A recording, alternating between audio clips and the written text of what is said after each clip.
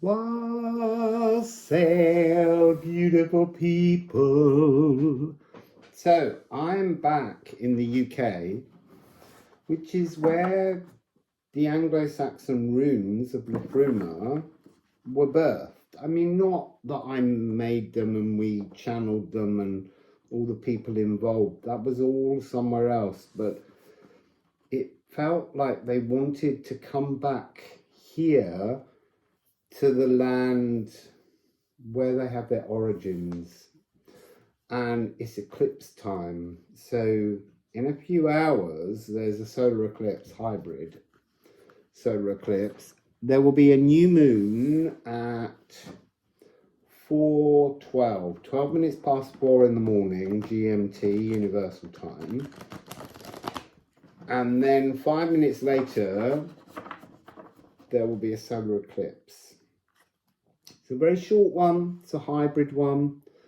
And then we will enter the Janus Geminis and we will visit the 12 columns. So I've got a lot of work to get through with you all so that you know what's coming with each column. So column 1 will be on the 21st of April, and that will be Pluto purifying us. The 22nd of April is column 2, mellowing with Chiron. The 23rd of April is column 3, which is Saturn. The 24th of April will be column 4, Jupiter in conjunction with Eris. And then the 25th of April will be column 5, which is Venus. The 26th of April will be column 6, Mercury. And then the 27th and the 28th are Null Island. Those moments when we reach the middle of the Janus Geminis. We've done 6 columns and we reach the statue that in ancient Rome was either Saturn or it was Janus, the two-faced god. And that's when we make some kind of, I wanted to say like a deal, but it isn't really a deal. We come to some kind of agreement with Ceres, and Ceres is here to reprogram our DNA, our codes, our lives, our energies, our cells are all being reseeded by Ceres. And then on the 29th, we hit column 7, and we go from planets to asteroids. And that was chosen by the Alchemy of Astrology deck. That's how I channeled these. So the 29th will be column 7, and that will be the sun, which is really interesting that in the middle of an eclipse tunnel, the sun will be part of the energy frequency that we have to look at. Our own life force. And then on the 30th of April, column 8 is Ophiuchus. Now I'm fascinated to know what Ophiuchus will be asking us to do, but it's got something to do with partnering. But I don't know whether that's with another or with some other aspect of our own truth. We'll find out as we go through these. And then on the 1st of May, it's Sappho, column 9. And then the 2nd of May, column 10, is Vesta. The 3rd of May is column 11, Juno. And the 4th of May will be column 12, Pallas Athena. And then on the 5th, it's the lunar eclipse. So, Ceres is ruling this eclipse tunnel. So she's in the middle at Null Island waiting for us. But we have to go through some kind of philosophical thought process to get to that point. So Ceres, what do you want to say to us, Ceres? We have Rad, journey.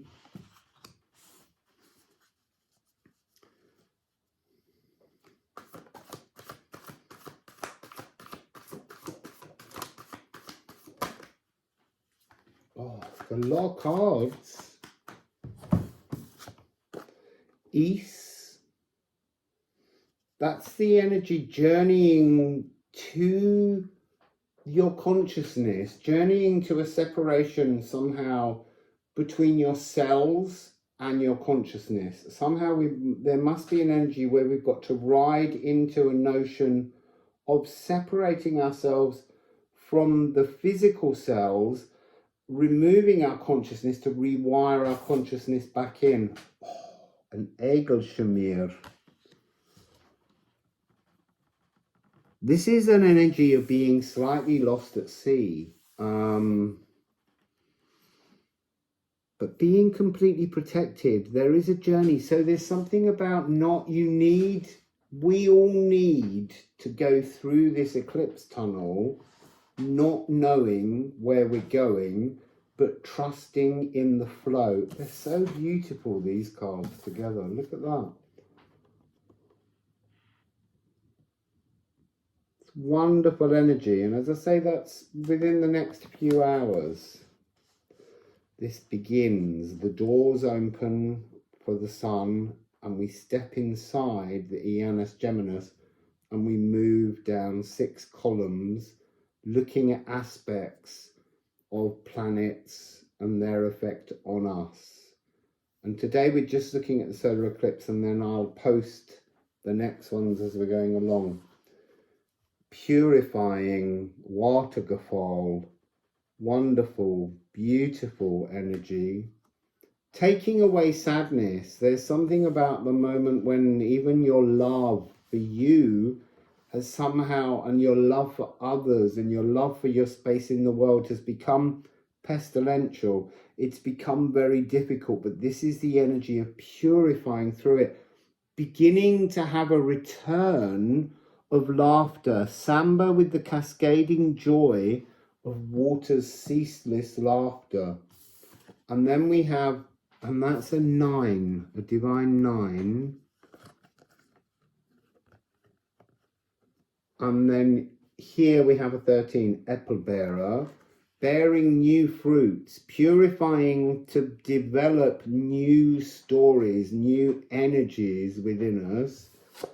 And ending here with Loki and Esk, the ash tree, the personal Yggdrasil tree. This is changing our psychology. So this is an opportunity to go on a journey to seek the new fruits that you will bear in the future. It's really beautiful energy. I feel like they're matching my new cardigan. Well, it's not a new cardigan, it's an old cardigan, but I put them in the washing machine with a nice soft pink dye so that I could have a sense of a new wardrobe. I just needed something warm. It was so freezing here yesterday. So yes, bearing new psychological fruits, reconnecting to new codes within our body. Ceres is reprogramming us. So, my lovely friend Daniela that I'm staying with, she does ceramics, and she has made me rune stones for the entire 78 Liffruma runes. And so just today, I'm going to pull a few of these to go with such a lovely noise. So waken, wacken, wake up. So I'm being told we're all slightly looking at the world around us and questioning the structure of the world. Instead of questioning the structure of the world, question the structure of your own philosophy, your own psychology.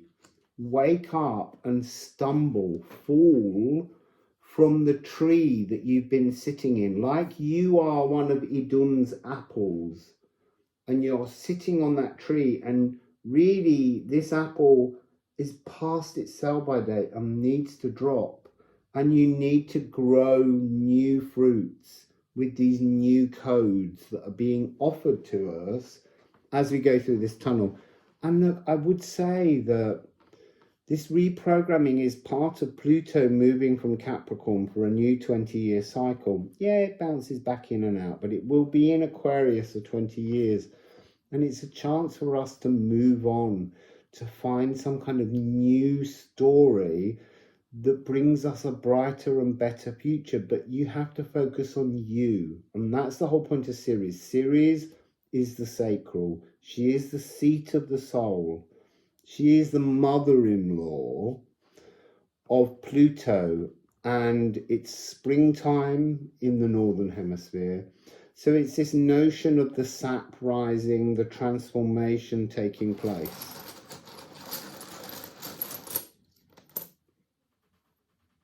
And we have the Lagoo, 21.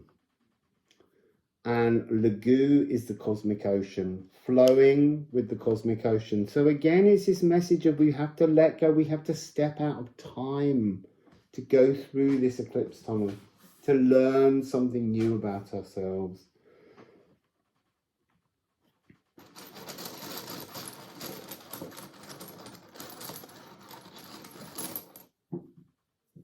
And Et Bursten, 55.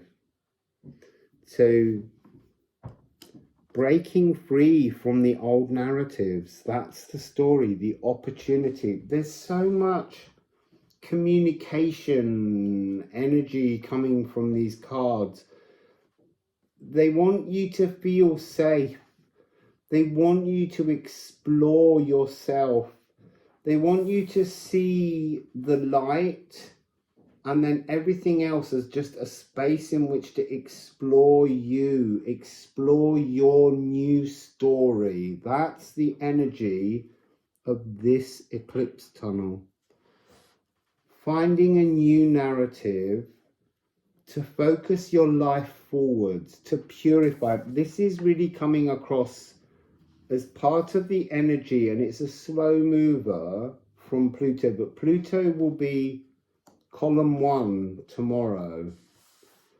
So this solar eclipse is setting us up for new relationships, new sense of how you view people that you think of as your family, whether they're blood family or whether they're your friend family. But this is a chance to redefine you, to give nutrients to the ground, to grow a new Yggdrasil tree, to have that sense of new purpose moving forwards. It's really, I'm fascinated by the block of colours. I don't think I can hold them all up for you to see, but they're all of a tone that's to do with a new form of communication. Oh, I can't pick those up, hang on. So we have this top row with all these blues, and then down here, let's see if I can get hold of them like that. All these wonderful blues and pinks and purples. So we're really looking at this energy that's really serious. Just to begin with, she's operating on a new third eye communication level. None of the colors are drawing things into the sacral yet. This really is about receiving new messages, new coding, but from the cosmos. It's interesting that we've got Ophiuchus coming up, because that's the bolt from the blue. That's the cosmic snake that meets the world serpent. It'll be interesting to see if Yor turns up. But here I am getting this really strong energy that we're looking at as this solar eclipse begins, with just 5th, 6th and 7th chakra areas, as we would call them. There's nothing about bringing anything into the energy of the heart space. This is really about rewiring the mind, thinking new thoughts. So it begins, Ceres is working on the upper areas energetically for us all, and tuning us in to wake up to a new cosmic ocean. and breaking free. I want to say that this Etbursten, oh, 5th of the 5th, you see, this is 5/5. This is May the 5th. This is the lunar eclipse. This is the chance to break free from, I want to say, a kind of self-induced narcissism, like the inner troll of night, that energy where we stop ourselves from succeeding. We create barriers. We have fixed rules. This is about removing all the rules. Stepping, as I said before, that's interesting. This card 11, East, when it first came up, it was about disconnecting from the physical self. So the beginning of this journey tonight is about almost wondrous dreaming can take place for people, but also just do your thinking, start your new thinking. Any thoughts that you use, that you create as a blockage, need to be transformed. You need, literally, you have to just look at any boundaries that you put on how you live your life, how you love yourself, how you function, how you communicate, because there's a huge amount of communication, like beginning to speak with greater purity is the energy that's coming here. It's really beautiful. I'm so amazed at the sense of everything being lifted out of the body so that the body can recode. We'll learn about the recoding as we go through the columns, but to begin with this solar eclipse, just let yourself have an out-of-body experience. You know, and it doesn't have to be now. It can be later within the journey, but just begin to think that this is the time to transform your world, your truth, your birthright. That's what's coming towards us. So, that's the first message from Liffruma in the land of their origin. I'm in Hastings, back in my hometown. And I have to say that since arriving, my own sacral, my Ceres, has been like a stone, because there's so many energies that I have to look at myself personally here. And that seems to be the theme for this eclipse tunnel. Looking at ourselves and transforming our thought patterns so that we can weave our consciousness back in. So I'm being reminded of how our consciousness is pure love. When you're birthed, your energy, as it grows to all of your cells, the love is pure, but it has to distort around the old coding of your ancestral songs that have been left in your DNA. But Ceres is bringing in new coding. And look, I seriously, I think a lot of people will feel lethargic. They will feel weird body twinges. It's almost like we've got to lift our consciousness, detach ourselves from our cells so that the cells can be recoded by Ceres. And we have to then change our thoughts so that we can bring our consciousness back into our bodies and develop a new you, or a new us, or a new I, however you want to look at it, but becoming not even renewed, just new, becoming able to function in a different way, having different emotions, feeling different things. Look at things that block you and work out why you hold on to them. Why do you cling to things that are not singing your song? They're singing somebody else's. There's a lot to do with that, the transformation of your personal Yggdrasil song. So that's the first one. I'm not sure how I'll do the next ones. We'll see. We might do 2 columns, 2 columns, 2 columns. Let's see what comes when I sit down to do them tomorrow. But for now, wassail, beautiful people.